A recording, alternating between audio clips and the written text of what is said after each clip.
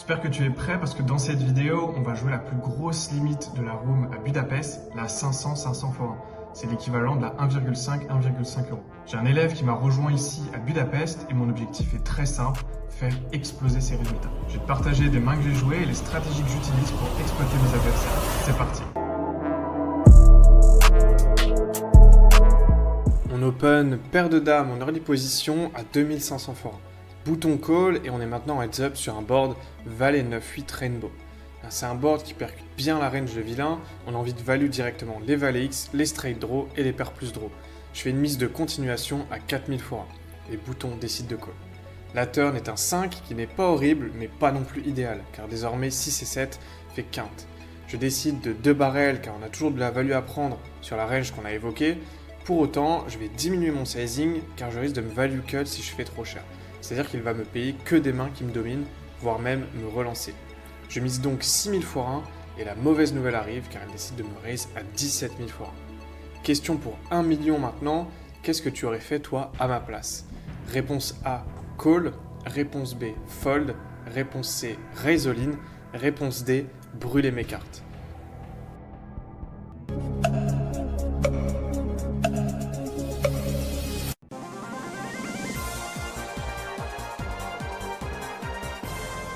Je n'ai pas énormément d'infos sur le profil, je vais donc baser mon raisonnement sur les tendances du field, mais aussi sur la range estimée à ce moment-là.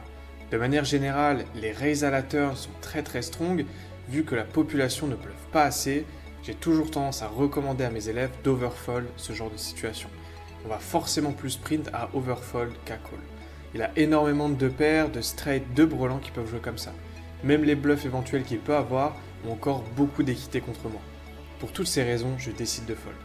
On est vite rassuré car vilain nous retourne 7 et 6 suités pour straight. On est plutôt content de notre fold ici. J'aimerais lancer un nouveau concept qui s'appelle Qui veut gagner des millions au poker, mais avant ça j'ai besoin de ton avis. Donc n'hésite pas à t'abonner et à me dire en commentaire ce que tu penses de ce format. On enchaîne maintenant avec la main suivante. Pour cette seconde main au 500-500, on découvre As-4 off en big blind. 5 joueurs lim jusqu'à moi et je décide également de check. On est à 6 sur un board As-As-Roi avec un flush draw. Donc c'est incroyable, on fait top 7. Tout le monde check. On pourrait déjà envisager de bet directement. Pour autant, j'ai préféré check dans cette situation. La turn est un 7 qui ouvre un deuxième flush draw et les joueurs n'ont pas l'air très motivés à faire grossir le pot, alors je vais m'en charger moi-même. Je bet 2000 x 1 et seulement bouton décide de call.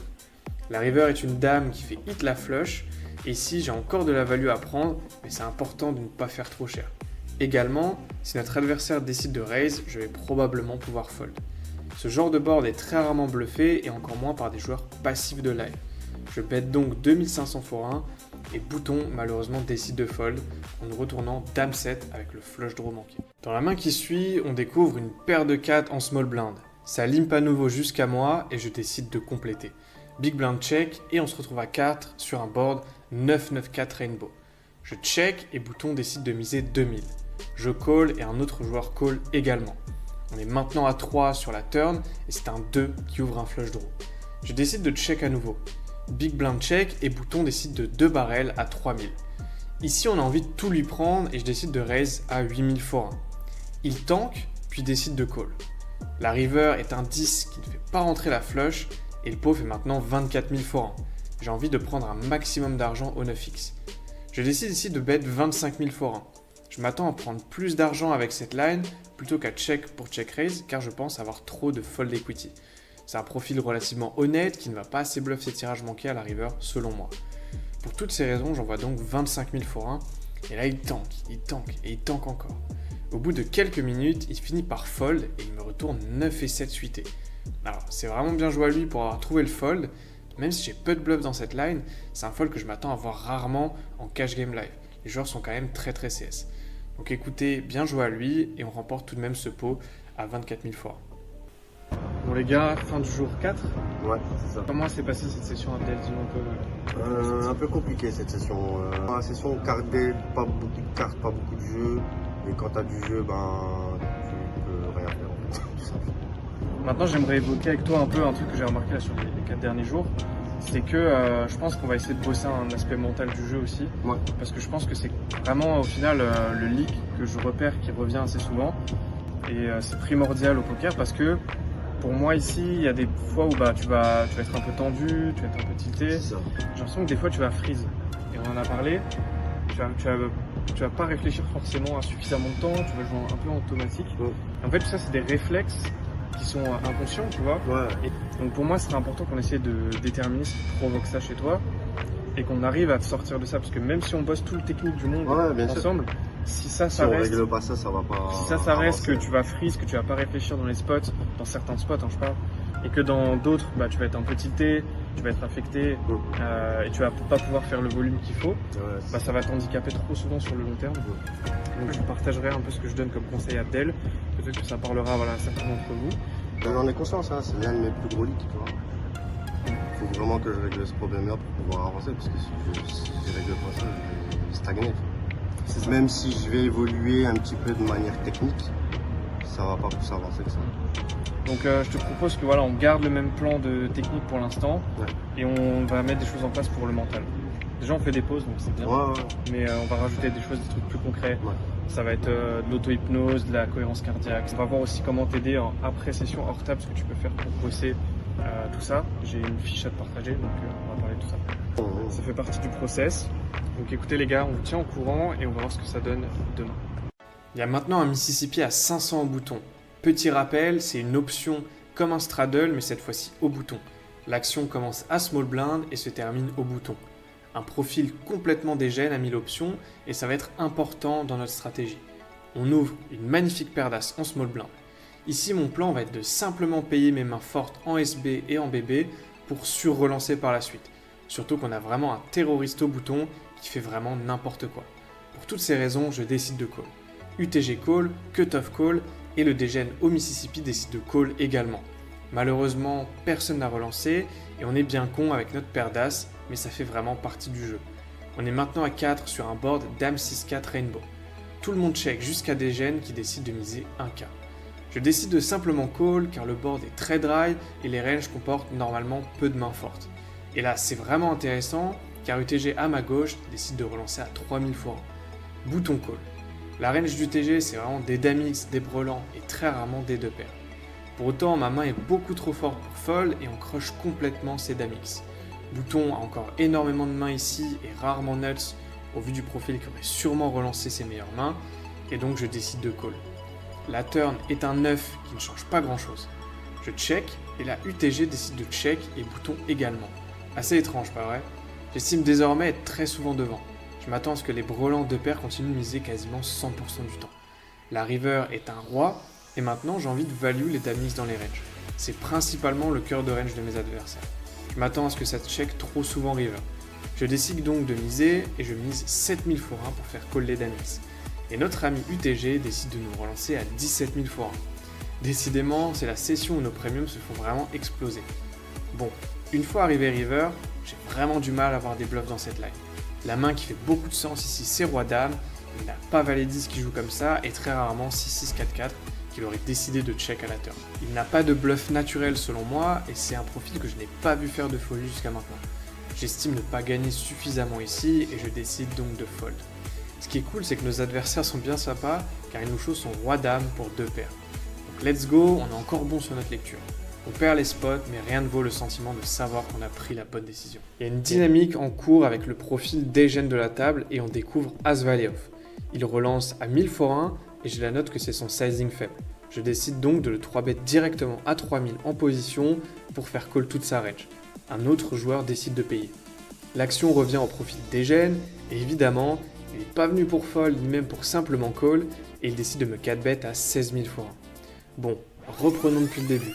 C'est un profil terroriste avec un sizing de relance pré-flop qui indique de la faiblesse, il y a une dynamique à table et il décide de me 4-bet. Vous connaissez ces moments où vous sentez, c'est un peu comme un sixième sens que vous pouvez pas trop expliquer. On a tous ces ressentis à table et c'est vraiment important de les prendre en compte. Cependant, ça ne doit pas être la raison principale de nos décisions.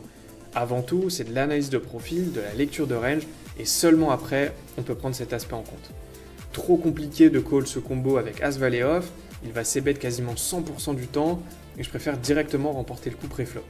De plus, si je call, on peut faire rentrer cet autre profil dans le coup et on n'a pas envie de ça. Pour toutes ces raisons, je décide de me faire confiance et je fais all-in. Je fais donc tapis pour 60 000 fois environ. La bonne nouvelle déjà, c'est qu'il tank. On peut exclure son top de range. Il réfléchit 1 minute, 2 minutes, puis il finit par call. Il demande à run 3 fois et j'accepte et on est donc parti. On fait de l'as sur le premier board et malheureusement on ne touche rien sur les deux autres. Je retourne As-Valet et il nous retourne paire de 8. Il remporte donc 2 boards sur les 3. On était bon sur notre read mais malheureusement il a décidé de nous call. On récupère donc un tiers du pot. Toujours un peu compliqué de perdre des spots alors qu'on avait une bonne lecture. Malheureusement, ça fait partie du jeu et encore plus contre les profils des gènes. Il y a un Mississippi à 1K au bouton et on découvre As-Valet suité au cutoff. Ça call UTG, MP et low jack et je décide d'ISO à 7000 forts. Bouton call, UTG et MP call également. On est donc à 4 dans un pot à 28 000 forts. C'est un board plutôt sympathique, Valet 8-4 avec un flush draw. Évidemment, on veut c-bet ici pour value notre main et on est vulnérable sur pas mal de run-out. J'envoie donc 15 000 fois directement et malheureusement tout le monde décide de fold. On remporte donc ce pot bien sympa qu'on a ISO super cher et ça fait vraiment plaisir. On découvre une belle paire de 10 UTG2 et on relance à 1000 fois. MP, hijack et BB décident de call. On est donc à 4 sur un flop 7-4-3 avec un flush draw. Je décide de c-bet en value protection à 3500 car c'est un board qui va rapidement évoluer sur les turns. La session suit sa lancée puisque MP nous relance à 8000 fois 1. Bon, vous connaissez la suite, en multi-way sur un board dynamique qui contient énormément de straight, de brelans, de deux paires et un field qui ne bluffe pas assez, on va tout simplement fold. Je fold assez vite et encore une fois on nous annonce la bonne nouvelle, MP nous montre son beau 5 et 6 flambant neuf pour quinte. Il y a un double straddle à 1000 fois 1. On call avec notre paire de 8 juste après et 5 joueurs font de même, on est donc à 6 sur un board exceptionnel, Roi 8-3 avec un flush draw. C'est parfait, on a fait notre brelan. Tout le monde check jusqu'à bouton qui décide de bet 3000 fois 1. Le joueur en double straddle décide de call également.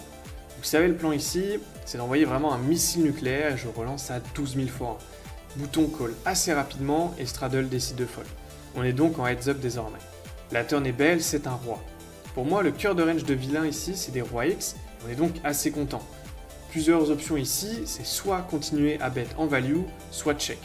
Je décide de check car je m'attends à ce qu'il bet 99% du temps ses rois X dans le spot et on va donc pouvoir le check raise. Avec du recul, je pense que c'est plus intéressant de bet turn car on va aussi continuer à value les flush draws qui va trop souvent check back à la turn. Je check et malheureusement il check également. La river est une dame qui ne change pas grand chose. Et la vraie question, c'est comment est-ce qu'on lui prend tout. Ce que je me dis, c'est que ces flush draws, il ne va pas assez les bluff river. Donc si je check, il va check la majeure partie du temps. Il n'a pas vraiment de dame X dans le spot non plus, et il ne va pas souvent les bet. Ces rois X, je m'attends à ce qu'il call quasiment any size si je décide de bet. Je veux donc prendre le maximum à cette partie de range, et je fais donc all-in pour 47 000 fois. Il commence à tank, et hélas, il finit par fold. Donc on n'arrive pas à prendre ce pot en value, mais on remporte quand même pas mal d'argent. On découvre Dame 10 off en big blind, ça open à 500, 3 joueurs call, et ça vient jusqu'à moi, je décide de call également. On est à 5 sur un flop As-Valet 8 avec un flush draw. Un profil extrêmement honnête décide de bet 1000 fois 1, et c'est une range assez strong qui décide de faire ça. Je décide de call car si on touche notre double gut shot, on va vraiment pouvoir prendre une tonne. La turn est parfaite, c'est le 9. Je décide de check car je m'attends à ce que ce joueur continue à miser assez souvent. Pas vraiment envie de donk ici, mais plutôt check raise. Il 2 barrels à 2000 et comme prévu, je décide de le relancer à 6000 fois 1. Il décide de me snap call. La river est vraiment pas terrible, c'est le 9 de trèfle qui fait rentrer la flush. J'ai encore de la value sur les As-X, les 9X et les 2 paires comme As-Valet. Je décide donc de bet 10 000 fois 1 river pour éviter de m'isoler contre une range trop strong. Et encore une fois, il décide pas de fold ni de call, mais bien de nous relancer à tapis pour 33 000 fois 1. Décidément, il n'y a vraiment rien qui passe aujourd'hui. Je tank, je réfléchis, et je connais bien ce profil, c'est vraiment l'homme le plus honnête de toute la Hongrie. Il n'a pas de bluff dans ce spot. C'est toujours chiant de devoir fold, mais il faut rester discipliné. Il y a trop de mains dans sa range qui me battent désormais, je fold et lui retourne ma main. Merci encore à lui puisqu'il nous show paire de 8 dans le spot en rigolant. On perd ce spot malheureusement, mais on a encore une fois pris la bonne décision. On termine sur un petit spot pour le fun que je dois vous raconter rapidement. Un joueur arrive à notre gauche et décide de faire un Mississippi à 3000 fois 1. Big Blind fait all-in instantanément pour plus de 100 000 fois 1. Bouton décide de call aussi rapidement en demandant à run une seule fois. C'est un pot à plus de 1200 blindes. Le board tombe valet 8, 5, 2, 2 et Big Blind avait un beau As-Roi qu'il retourne assez rapidement.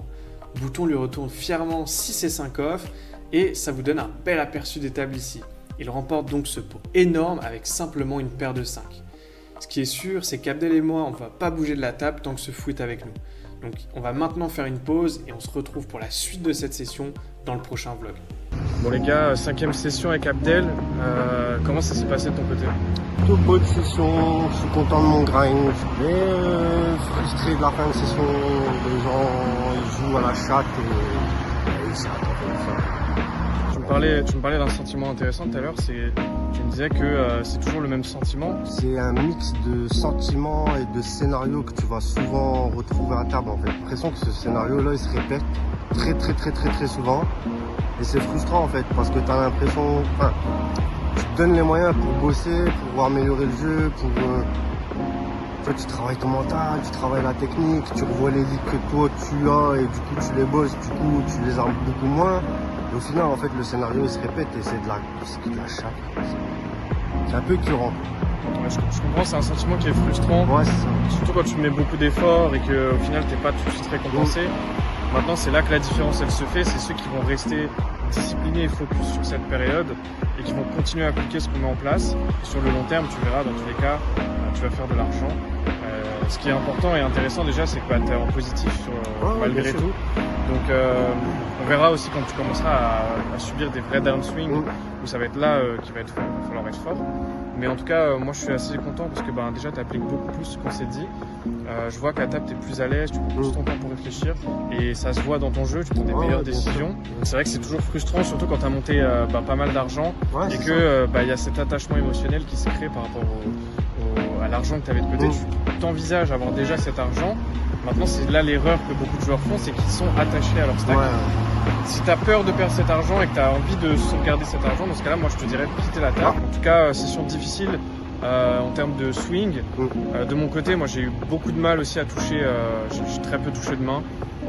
J'ai pas mal déchatté des grinds, donc je finis la session à moins 50 000 je crois. Je suis assez satisfait aussi de ma session, j'ai l'impression d'avoir fait bon fold, bon call. Maintenant, à voir ce que j'aurais pu optimiser aussi de mon côté.